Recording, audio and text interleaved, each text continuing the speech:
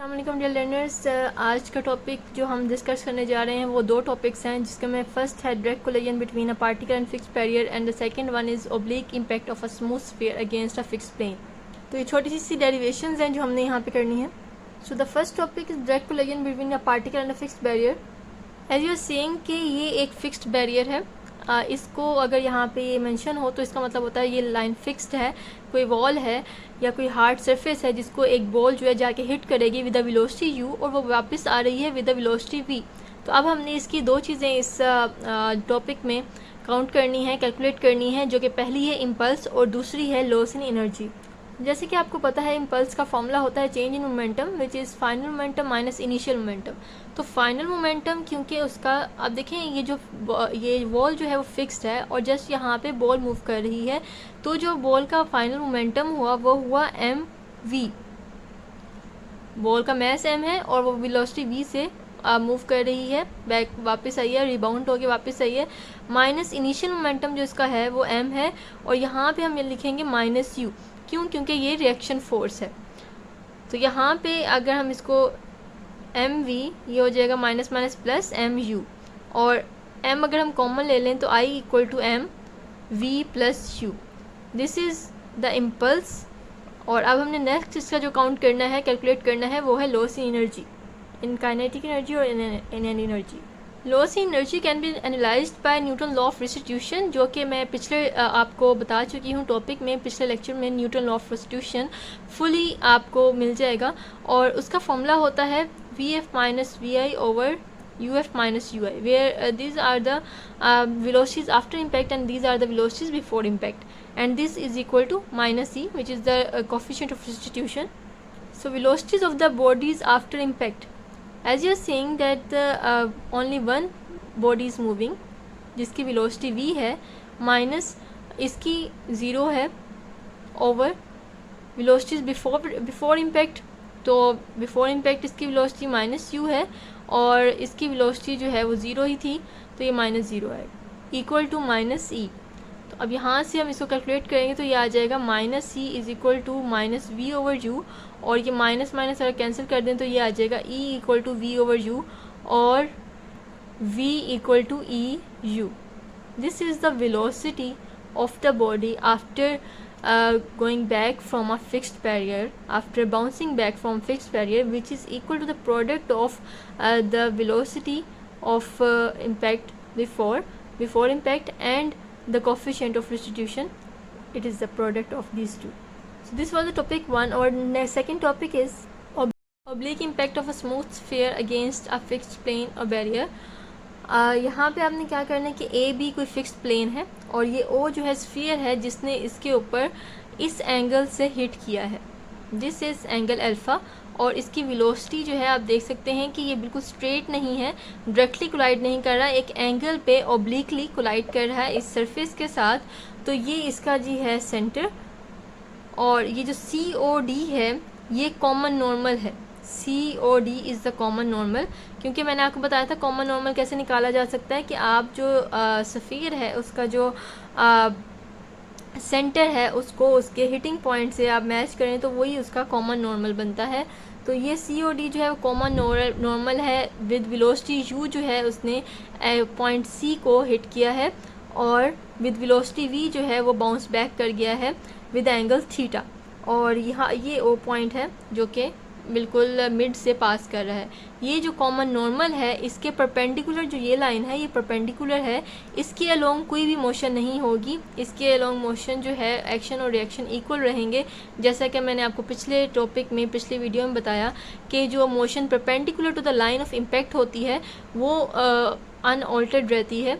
तो यहाँ पे ये पूरा सिनेरियो है जो कि हमने डिस्कस करना है, इसके जो डिफरेंट टर्म्स हैं और केसेस हैं कि अगर ये स्फीयर परफेक्टली, अगर ये जो मोशन है जो इसकी कोलिजन है परफेक्टली इलास्टिक हो तो क्या होगा, परफेक्टली इन इलास्टिक हुई तो फिर क्या होगा, इसके अलावा इसकी लॉस ऑफ एनर्जी में क्या इक्वेशन बनेगी, वो सारा कुछ हम इसके आगे अब डिस्कस करेंगे।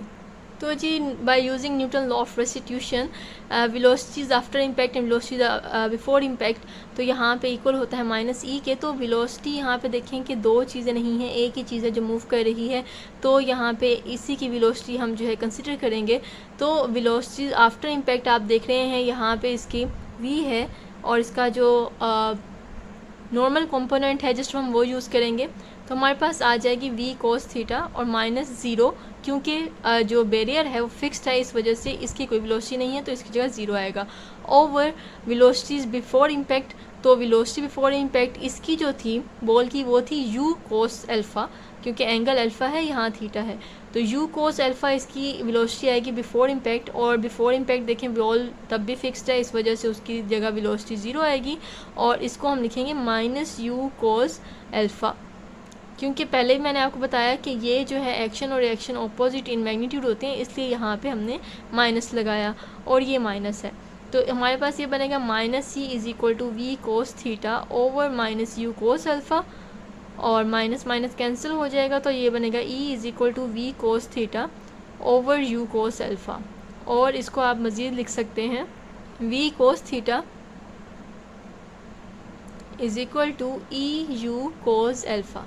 This is equation 1, consider it as one equation.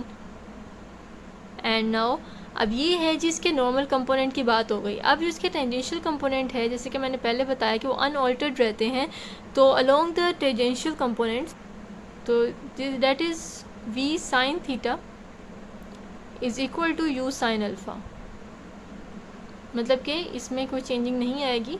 Newton law of restitution हम यहाँ नहीं लगाएंगे, क्योंकि बिफोर इम्पैक्ट और आफ्टर इम्पैक्ट उसकी जो वेलोसिटीज़ हैं वो सेम रहेंगी। यहाँ पे साइन थीटा और साइन अल्फ़ा ये इक्वल रहेंगे। This is equation number 2। Now dividing this two equations you will get, यहाँ पे आप देखें v और v कैंसिल हो जाएगा, u और u कैंसिल हो जाएगा, तो यहाँ बचेगा cot theta is equal to E cot alpha. This is equation number 3। तो इक्वेशन नंबर 3 जो है वो आपको direction of motion of sphere बताएगी आफ्टर इम्पैक्ट, और यहाँ से आप ई की वैल्यू फाइंड कर सकते हैं, क्योंकि जो आपका एंगल है थीटा और अल्फ़ा ये डायरेक्शंस के बारे में आपको इन्फॉर्मेशन देंगे।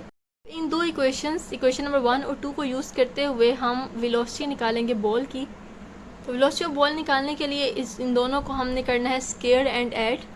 तो जब इसको फर्स्ट वाली को स्क्वायर करेंगे तो बनेगा V square cos square theta equal to E square U square cos square alpha, और इसको करेंगे तो ये बनेगा V square sine square theta equal to you square sine square alpha.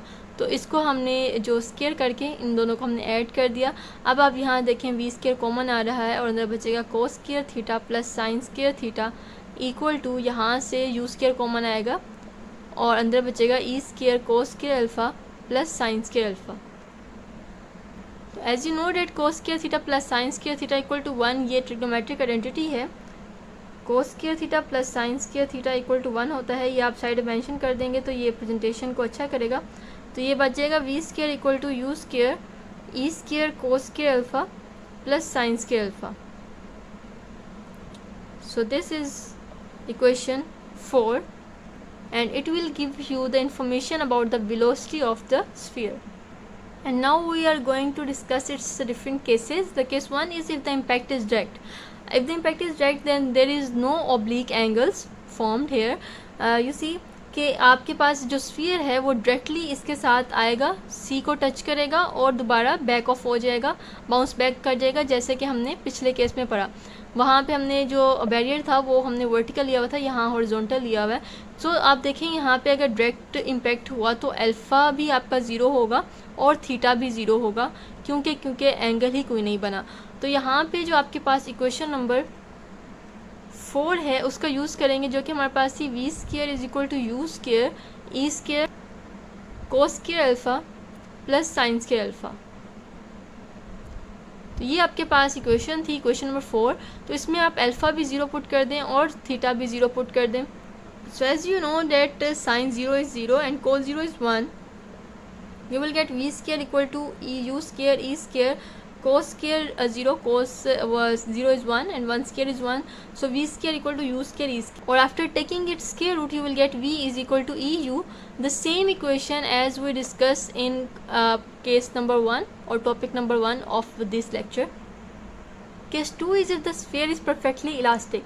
What is meant by perfectly elastic? Perfectly elastic का मतलब है कि जितनी हाइट से वो बाउंस हुआ है, इसको हिट किया सरफेस को, उतनी हाइट पे वो वापस उसी हाइट पे चला जाएगा। इसे कहते हैं परफेक्टली इलास्टिक कोलिजन।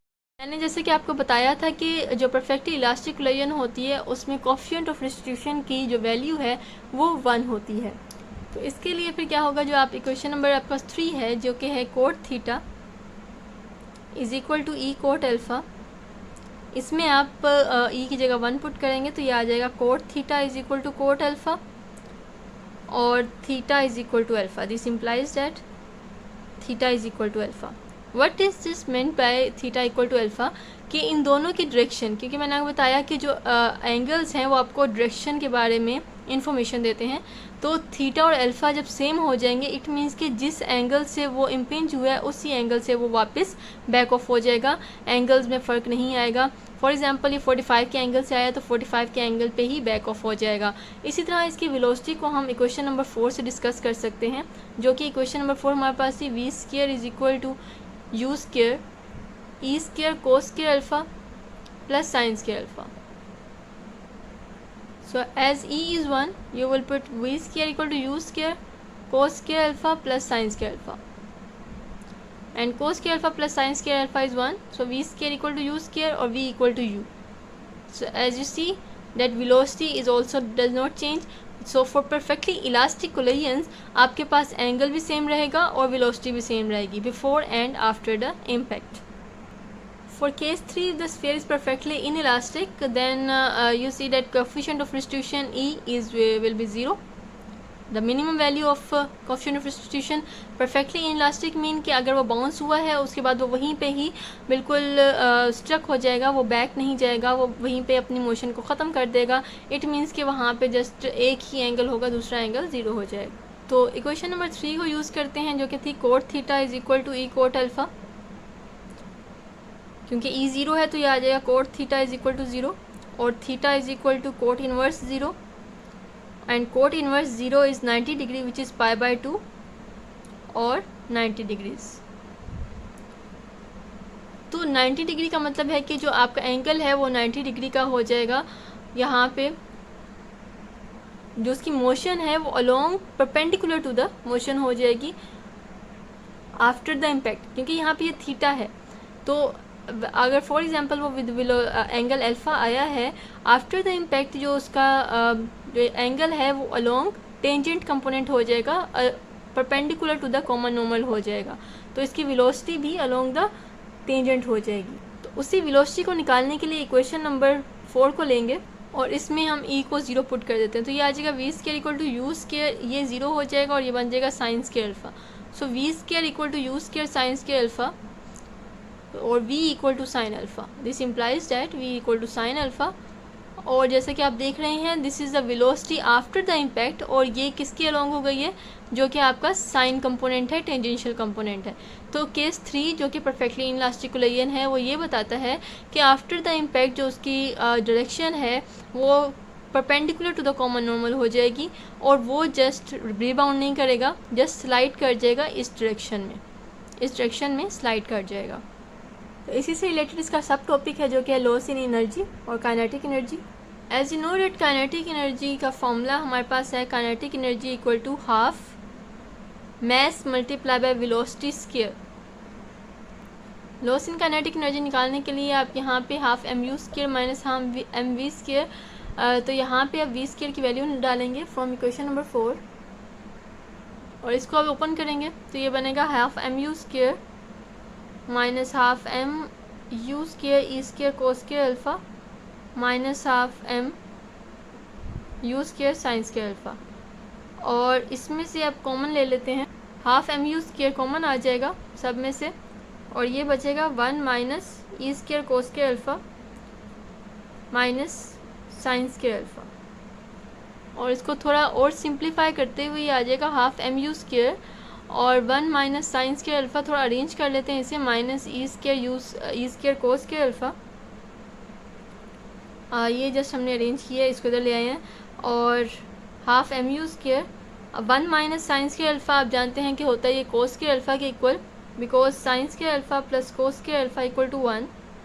और यहाँ से अगर हम कोस के अल्फ़ा निकालें तो होता है 1 माइनस साइन स्क्वायर अल्फ़ा, और ये वैसे ही आ जाएगा माइनस ई स्क्वायर कोस के अल्फ़ा। अब इसमें से आप देखें कोस के अल्फ़ा कॉमन आएगा, so half M you square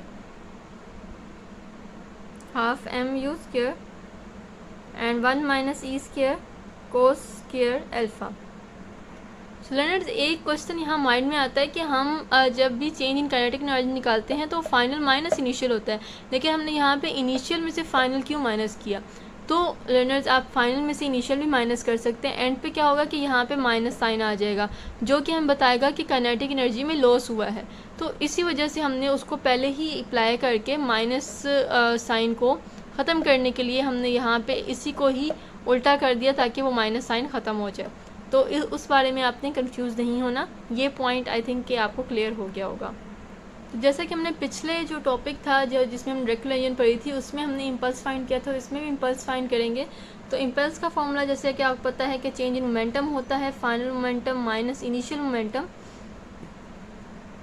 तो फाइनल मोमेंटम ऑफ स्फीयर था जी m v cos theta minus initial momentum m और माइनस यू कोस अल्फ़ा, क्योंकि यहाँ पे हम एक्शन और रिएक्शन की बात करें इसलिए यहाँ पे माइनस यू लिया हमने। ये आएगा m v cos theta plus M u cos alpha, और यहाँ पे एम कॉमन लेने के बाद बचेगा v cos theta plus u cos alpha. लेकिन अगर आप इक्वेशन 1 को देखें, from equation 1 v cos theta आपने लिखा था कि वो इक्वल है ई यू कोस अल्फ़ा के, तो हम यहाँ पे वी कोस थीटा की जगह पुट कर देंगे वी कोस थीटा की वैल्यू ई यू कोस अल्फ़ा और प्लस यू कोस अल्फ़ा। तो यहाँ से कोस अल्फ़ा कॉमन आएगा और अंदर बच जाएगा 1 प्लस ई और यू कोस अल्फ़ा बाहर कॉमन आ जाएगा। आप इसको इस तरह भी लिख सकते हैं एम यू कोस अल्फ़ा और साथ आ जाएगा जी 1 plus E. This is the impulse given by this hard surface, this barrier to the ball in the direction of common normal. So learner, these lectures are solely for you, so एक like लाजमी कर दें video को और subscribe करें channel को, क्योंकि next जो वीडियोस आने वाली हैं उसमें सॉल्व्ड एग्जांपल्स और जो अनसॉल्व्ड एग्जांपल्स हैं उनका सलूशन होगा। So thank you so much, keep subscribing and liking.